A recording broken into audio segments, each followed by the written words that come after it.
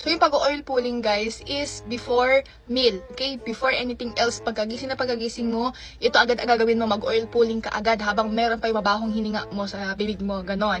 Para siya yung maglinis ng mga dirt sa bibig. Lalo na kapag morning, di ba? Sobrang baho ng hininga. At alam natin yan, huwag yun ang i-deny. Yung morning breath natin, di ba? Nandiyan na lahat ng dirt, mga dumi sa ating bibig. And then, babad mo siya or imumog mo siya sa bibig mo ng mga 5 minutes, kung kaya mo, 20 minutes, ganyan. Pero sobrang tagal ng 20 minutes, te. Oo. Kaya 5 to 10 minutes, ganun lang.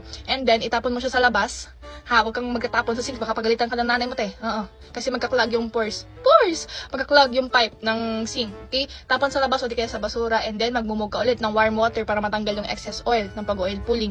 And then, kung gusto mo kumain ka muna. Oo, pwede. And then, after mo kumain, mag-brush ka na. Or di kaya, floss ka mo, tapos brush. Ganun, ang pag-oil pulling, guys, ha?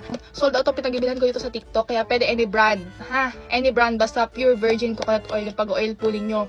Pwede rin olive oil, pwede rin yung sesame oil. Kasi hindi ko kaya yung lasa ng te. Kayo, kung gusto nyo subukan mag-oil pulling, i-go nyo na. Oo, para mabawasan ang baho ng hininga sa mundo.